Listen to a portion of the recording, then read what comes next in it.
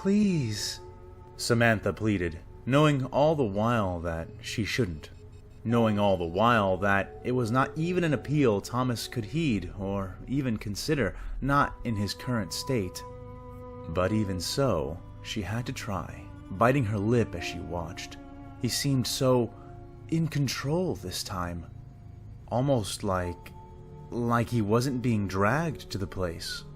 He had screamed, and by the time she had come from her own room to his, he had already been up and about. He showered, brushed his teeth, and was now going into the closet, withdrawing a pair of running shoes and kneeling to tie them on, 1 foot at a time. It was almost as if he was going willingly this time. Thomas stood from tying his shoes, and shocked his wife by wrapping his arms around her in a firm, intimate embrace, holding her tightly for a few seconds before releasing her with a sad smile, but a genuine one. "I have to go, but this time will be different," he said, walking to his open closet and reaching up onto a high shelf, grabbing a thick, knee-high wheeled luggage bag. A bag, Sam realized, that was already packed. Her eyes shimmered with expressions of confusion and anxiety as she wondered what it all meant. She did not have to wonder for very long, however, as Thomas noticed her discomfort right away and hefted the bag up into the bed, unzipping it and showing her the contents. Packed within the luggage was a tight cramming of wires, power tools, camera equipment, and his laptop case, plus whatever else was hidden beneath. Thomas's expression was a challenger's grin as he gestured towards the equipment, heart thumping even then, but hopeful that his plan would work out. "I've got cameras, camera mountings, microphones, and more," he said with a confidence he did not really have. "I'm going to get answers for us, Sam, and I'm going to do it my way," he said, face hard but smiling. She cupped that face, Samantha's heart hammering like a gavel, attempting to silence an unruly court. "You don't have to do that. Just don't put yourself in danger. Please, that's all that matters," she said, taking on a pleading tone as she held his face, hand trembling as though he might slide through her fingers like water. He took that hand in his own, kissing it and giving it a squeeze. "I'll be back," he promised. But when he pulled away, Sam could see he had become rigid. He still smiled that false confidence at her, but now it was like a cardboard mask stretched over something she did not want to see. He was unable to resist any longer, feeling the need growing inside him like an addict's sting, and he turned without any other words. Samantha watched her husband exit their home, taking the luggage he had shown her with him. Unable to suppress her anxiety, she felt her eyes fill and squeezed them shut, tears draining out from her. None of them had any idea about what was causing this, but whatever it was did not want to be remembered. Or so she found herself thinking as the door closed behind Tom and the noise signaling the ignition of the car outside sounded. Muted, yet so unbelievably loud. Thomas allowed a flex to ripple along his aching hands as he gripped the wheel, heart almost painful in his chest. He'd been driving for 2 hours, going up roads he felt he knew too well, but only from one direction. Eventually, he found himself off the conventional road, driving on the old packed dirt which led towards the lakeside cabin he'd inherited some years ago. In all that time Thomas drove, he had not opened a window or even turned on the radio, his nerves almost forcing him to continue in corded silence. His car bounced and bumped as the wheels turned against the dirt and gravel, and though his eyes had been locked forward during the majority of the trip, the movement from the rough road bounced his eyes up to his rearview mirror, eyes darting there for a brief second before performing a double take, and becoming fixed to it. He swallowed as he felt ice slide snake-like into his blood, chilling him down to his bones and core. The road before him was clear, the day on his face pristine. The road behind him, however, was filling with the swirling movement of a light, pale mist. Its thin white fingers poured and pulled out from the trees on the high slope above him, faint, but certainly there. "Fuck," he cursed, it occurring to him that he should have installed a rear camera on his car to pair with the dash cam he already had. As it was, all he could do was watch the wraith-like tendrils worming down from the forest and onto the road behind him, slowly sealing him in. Could this be a coincidence? It had to be, right? It might be. If it didn't happen every goddamn time! He railed at himself. How could he honestly think this was natural? What part about mist at this time of the day was natural? But as soon as he accepted those thoughts, he realized why they were so hard to accept. If not something natural, then what? What was it? He halted his frenzied thoughts, calming himself with several deep, slow breaths. He tried, and, not for the first time, failed to stop himself or to turn around, the sudden anxiety brought on by the mere thought of doing so keeping him on course. Finally, the winding road led inwards, away from the precipitous slope of the mountainside and towards the lake through a narrow valley. High forested walls rose up on all sides, dyeing most of what little sunlight could reach inside green. It was 10 more minutes before the valley widened, the trees peeling back and away from the road to reveal a pristine, placid lake. The still water was somewhat murky near the bottom, but its surface shone like polished glass in the bare sun. And sitting on its rocky shore was the lone structure anywhere within the valley, and the place the road led right up to. It was a 1-story cabin with a relatively high ceiling and 6 rooms.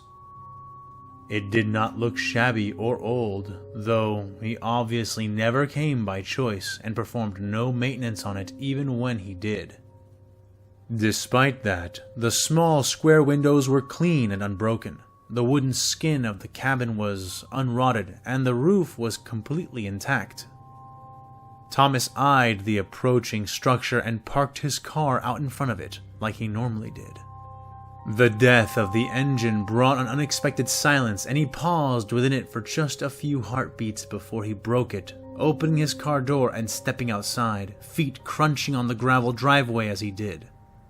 But the sound lasted only so long, and barely echoed before everything returned to surreal silence, with only some very distant bird calls and the soft, barely audible murmur of leaves trembling, provoked by the slight wind which whispered over the valley. Tom tried not to linger on it too much, and popped his trunk, reaching in and hauling out his luggage before slamming it closed again. He felt the hairs rising on the back of his neck, the uncanny sensation of being watched from nearby sending shivers down his spine. He turned to look around, but no figure revealed themselves, though one feature did catch his eye and hold it fast. The sight of streams of milky mist gathering in the treetops near the rims of the valley on all sides, already beginning to lazily drift down. Watching the individual trails form and descend, he had the sudden sense of being surrounded. He looked back the way he had come, but the tunnel of trees leading out was already hoary with the pursuing fog. Gritting his teeth, feeling tension building in his head and neck, he aggressively jabbed the lock button on his electronic keys, securing his car before walking up the steps of the cabin and retreating inside. The door had been unlocked already, but that was the least disturbing part of what he had experienced thus far. Only he ever came out here, after all, and Thomas very much doubted that he ever bothered to lock the doors on his way back out. In spite of that, the home seemed well furnished, with nothing obviously missing or vandalized. Even so, he bent down and examined the door lock closely. There was nothing odd or mechanical about it, and when he had satisfied himself with the inspection, Tom closed the door and locked it behind him before stalking about the cabin, carefully checking each room. Dark walls and light floors made up all but the bathroom, which was all clean and comfortably furnished. The guest bedroom was near the entrance, with 2 beds, 2 night tables, and 2 televisions. There was nothing inside the single large wardrobe, save for a horde of dusty hangers. Next was the bathroom, where, again, nothing was found to be amiss. Toilet paper rolls were all present, and the plumbing seemed to work just fine. Next, he entered the living room area, which doubled as a family dining room. A large television sat on one side, orbited by 2 comfortable-looking couches, and behind them a wide dinner table ringed in chairs. Most notable was the view, with the entire lake-facing side of the room being made of storm glass, affording a stark, unobstructed view of the lake and surrounding area. From here, he could see the progression of the ring of mist, now growing thick near the tops of the valley and continuing to pour slowly down the forested sides. The sight prompted Tom to hurry, and he began checking the room, though the oddest thing he found was the simple lack of cables for the television. No service at all. Things became truly strange, however, once he checked the adjoining kitchen area. While nothing seemed amiss at first, that changed when Thomas seized the refrigerator door and yanked it open. Inside was the oddest combination of drinks and foods he had ever seen in one place. Sodas, juices, expired milk, melted smoothies and milkshakes, and slushies. The food, too, was incredibly odd, with much of it, like the peanuts and potato chips he found, not requiring refrigeration at all. Meanwhile, the freezer was perfectly empty, save for a single filled tray of ice cubes. Almost all the food and drinks were dated to be expired, but nothing short of the milk smelled like it was rotting. After that, he checked the empty pantry and, finally, his bedroom. But even there found little of note. Aside from the odd selection jammed into the refrigerator, the whole cabin appeared ready to rent. Satisfied with his preliminary check, Thomas hefted his luggage and laid it down on the bed, prying it open a moment later. A single change of clothes greeted him, along with a whole host of cameras, power tools, and recording devices. He pulled each piece of equipment out, bit by bit. It was not even midday yet, and he knew he would have plenty of time before night came, which was when his memory generally ended. Thomas planned to be very busy until then. When he was done, he'd not only be able to record every room and sound in the cabin, as well as the driveway and lakeside porch, but he'd also be able to check them himself, manually, from his laptop in his room. He laid every bit of gear out on the bed, pausing only when it came to the last item on his list, a gun case. He brought it out and laid it down in front of himself, popping open its closing clamps and revealing what it held. 3 magazines of 9mm ammunition and 1 Beretta M9. He hoped that, paired with 2 months' worth of semi-regular range practice, the weapon would be enough to help defend himself and maybe put an end to his nightmare for good. He slid the holster onto his belt, loaded the pistol, and placed it at his side. Just the thought of having to use it made his hands shake, but he refused to be completely helpless. Not again. Not this time. Shelving those thoughts, he took a deep breath and set his jaw, reaching for the camera fixtures and power tools. It was time to get to work. He gasped, startling himself awake. He was in bed, under the covers, still fully dressed, but in bed. When had he done that? Thomas groaned, throwing the sheets off his body and swinging his still-shoed feet out and onto the floor. He reached for his phone instinctively, wondering how much time had passed, but when the numbers flashed on the screen, he saw it had only been a few hours. He looked at a large cabinet under the television in his bedroom where he had placed his laptop. It was still there, the screen playing a screensaver, the computer sitting atop a mess of interconnected wires from his work done earlier. He moved to it, sliding his fingers along the mouse pad and killing the saver, revealing his screen. There, in several windows, he could see the live feeds from many cameras he had mounted around the inside and outside of the house. Thomas's eyes moved, unblinking, from one to the next to the next. It was later in the day, but the sun was still out. Even so, on the exterior camera, he could see the pooling, inky mist rolling like a living, breathing thing at the base of the valley walls. The trees above almost entirely shrouded in the rippling ocean of fog. He waited, watching, his eyes glued to the screens as he eyed the undulating mist, waiting for something to happen. For something to break the walls of that horrible bank of unnatural fog. He had no idea how long he waited before a detail finally caught in his mind. He withdrew his phone. It was 3 o'clock, but not 3 p.m. 3 a.m. He looked for the first time to his left, seeking the nearest window, and indeed, in the small square face of the glass barrier, he could see the veil of night pressing thickly against it. He suddenly felt out of breath, a sweat stinging his eyes, even as a clammy coldness saturated the sensations of his hands and face. The video feeds were not frozen. He could clearly see the mist moving in them, yet they were not current. They couldn't be. And then he saw something. A figure walking into view of the camera he had mounted to observe his driveway. He entered from the top of the view, suggesting he was coming from the road and not the house. And yet, the figure was none other than Thomas himself.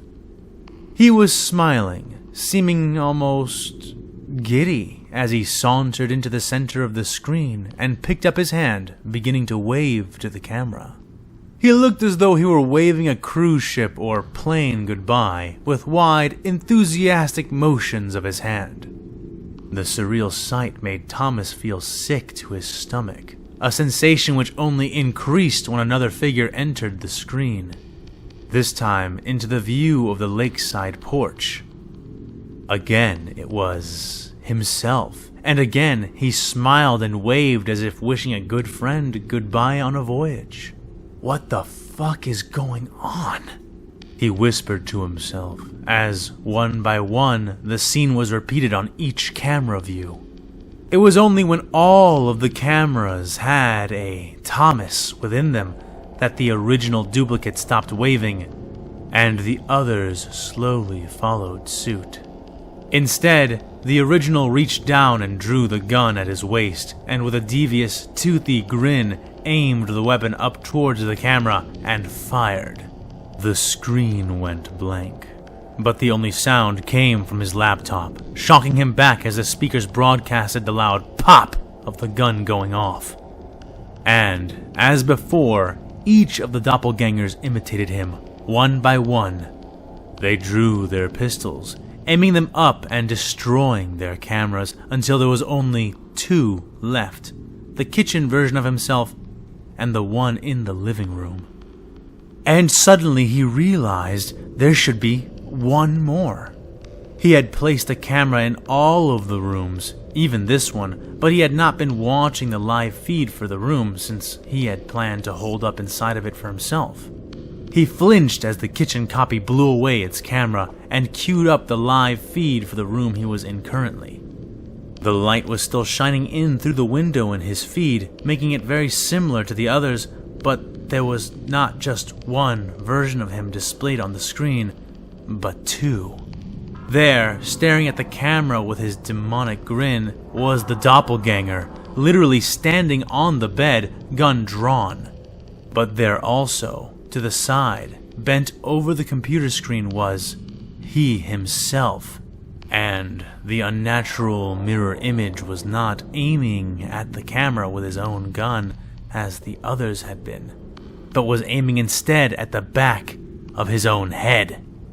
Thomas spun around, but no one was there. No gun in his face. Bang! He flinched as the duplicate inside the living room pulled his trigger. He spun back around, looking at the screen.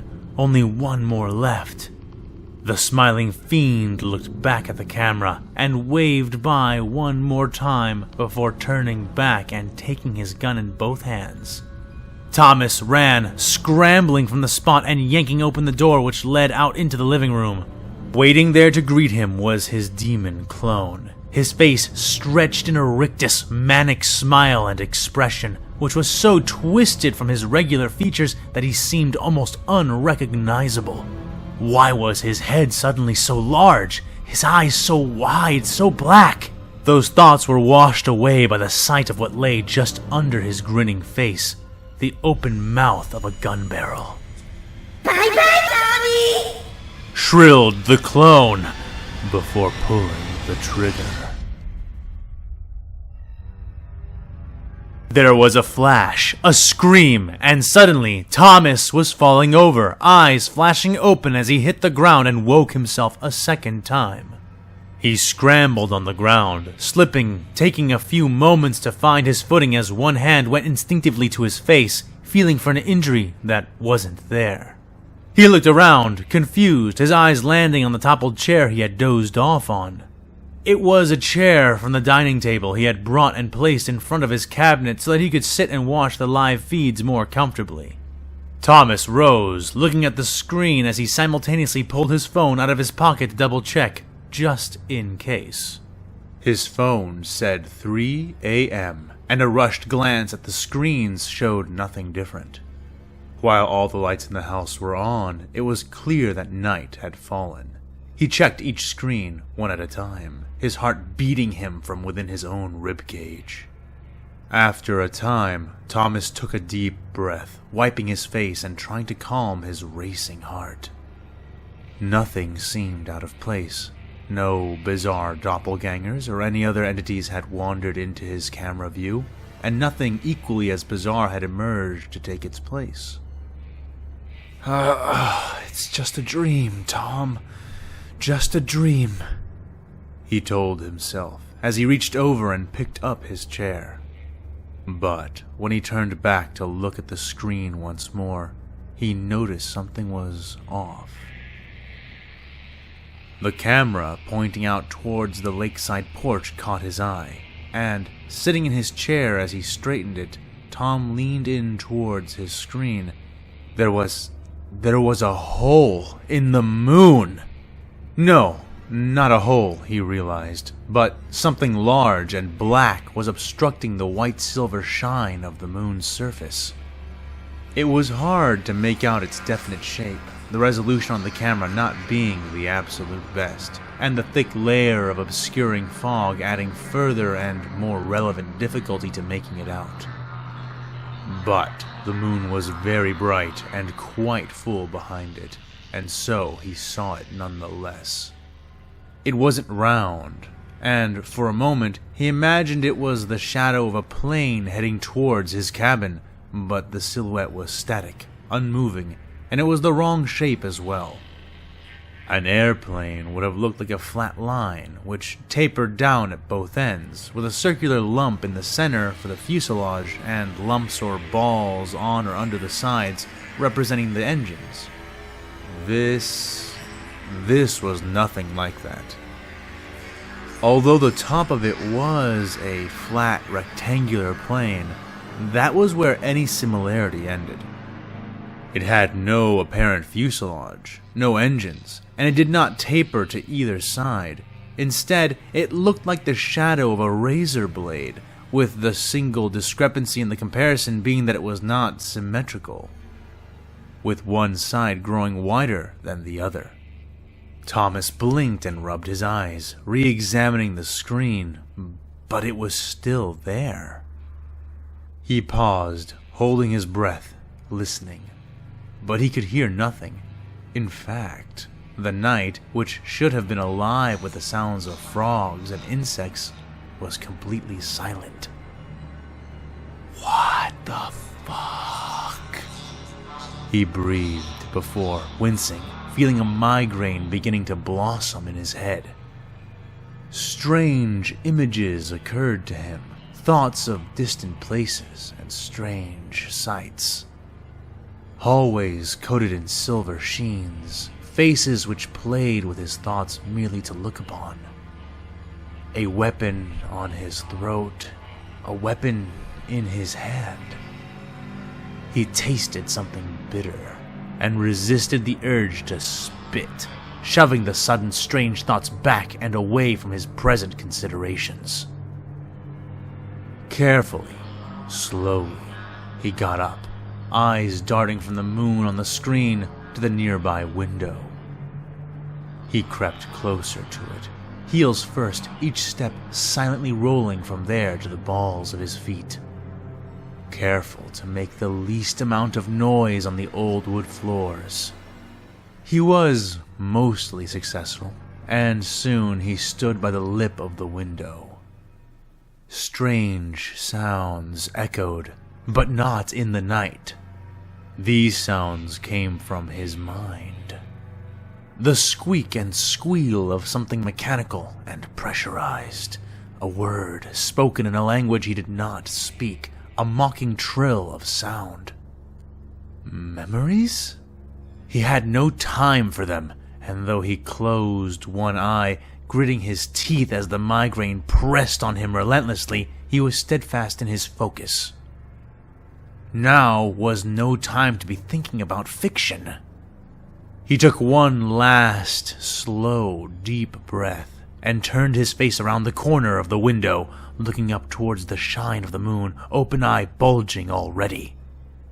The white light shone over his face, agitating the pain in his head, but he did not look away, gasping at the sight which greeted him. An empty, clear sky, and a full, bright moon. His eyes waved and wandered, now both open as he searched the misty environs for some sign of the obstruction, but the night was as black as the moon was brilliant, and after minutes of craning his head all around, he gave up. Questioning his very sanity, Thomas stumbled back from the window and made his way towards his chair and computer, collapsing into it. Eyeing the screen, he could see that the shadow was still there. Maybe it's something stuck on the camera lens, he said to himself, needing any excuse to kill the oppressive silence. Then he noticed that something else had changed, brows scrunching together as his aching eyes moved from one feed to the one beside it. The camera in the living room area had become a sea of muted static while he was looking away. He refreshed it and tried a remote reset of the camera, but aside from changing the view from fizzing static to a plain black screen, it made no difference. Sighing nervously and resting his hand on the holster of the gun at his waist, he walked to the door and unlocked it, taking hold of the handle with a rigid grip before twisting. He pushed it open and stepped into the living room, eyes looking for the camera mount and finding something else instead. There it was, standing right in the center of the room in all its horrible glory. Thomas felt his hand form a lock grip around his gun, but the torrent of fear and sensation which came with just looking at the thing drained his ability to do more than cry. Silent tears welled in his eyes and poured down his face, the visage of the thing which had summoned him acting like a key in his mind, and releasing from those locked confines a welling of months' worth of experiences.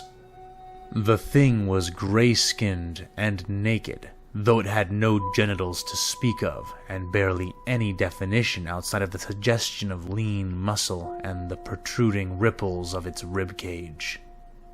Its head was wide and large, almost shaped like a light bulb, connecting directly to the neck without any chin.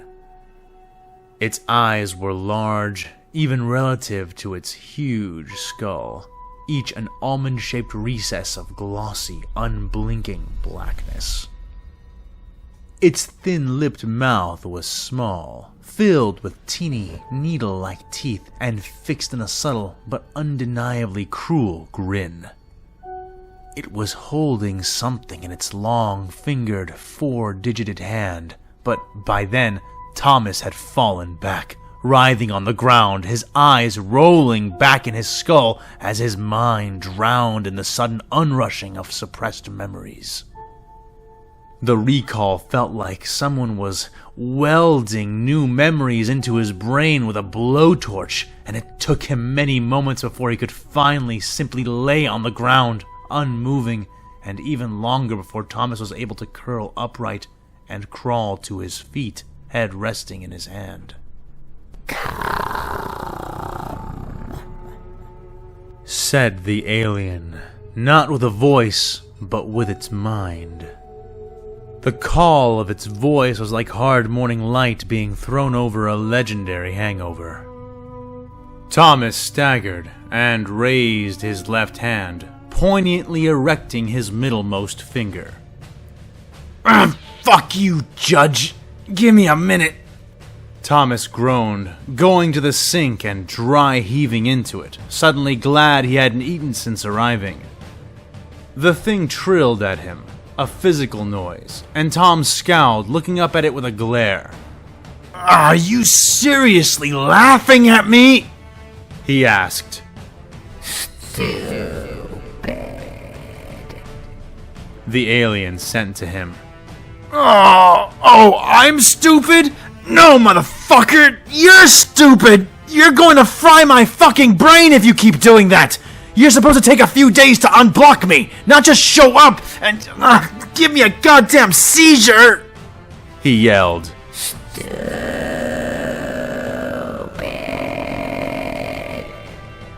It reiterated, trilling again. Thomas sighed heavily and slumped, going to the refrigerator and grabbing something random just to wash down his bile. Root beer. He normally hated it, but it tasted sweet right then. I swear, one day you're gonna just stand there grinning, and I'm not going to get back up, and then we will see who the unevolved life form is. He said, downing the rest of the soda before tossing the bottle in the sink. Alright. So, what do you have for me this time? He asked. The alien seemed to blink then, but not with eyelids, instead contracting the whole skin around its skull to do so. Puzzle. Need human. It sent. I figured that much. How dangerous is it going to be? What do you think we'll find? Thomas asked, rubbing his face. Derelict. Epsilon in the reptiles. Very dangerous. It sent in response. Tom paused as if to consider it. Coming. It asked in his mind. He nodded, gathering saliva in his mouth before spitting it into the sink, ridding himself of the last bit of bitter taste. Soon, he was grinning widely, dangerously. If our deal is still the same, then yeah, you're damn right I'm coming. Besides, I just started the last Galaxy Razor novel, said Thomas as he rolled and loosened his shoulders and then began to squat and stretch his legs. So, now's as good a time as any for some fresh inspiration. I don't get what I want, I get what I need. Every single day I'm heading off to my dream, and I get everything that I damn well please. I don't give a damn if you all listening to me, cause I run it. I'm the only one that really want it, I'm the only one that's really on it. I'm just being honest, I'm just doing everything I promise, cause I want it bad enough that I'ma make it as an artist. And I know I'm not the smartest, and I know I'm not the largest, but I promise you that I'ma be the one that worked the hardest, cause I promise you that I'm just getting started. And I promise you that my skills are getting sharper, so I'ma get charted, can't be guarded. Nah, I'm the one to get retarded, get the party started. Yeah, get the party started, yeah, so let me get up on it. Yeah, bitch, you got me fucked up, I don't know what's what's up? Pour that shit in my cup. We bout to turn up, crank this shit up so loud. Sounds like we're sold out, in front of a whole crowd. We lose control now. Y'all take this shit too personally. Everybody got a different version of me. Everybody gotta be learning from me. Everybody wanna be working with me. And I feel like there's uncertainty and urgency to find out what you wanna be. But honestly, we change our minds constantly, so stop and breathe and find out who you wanna be.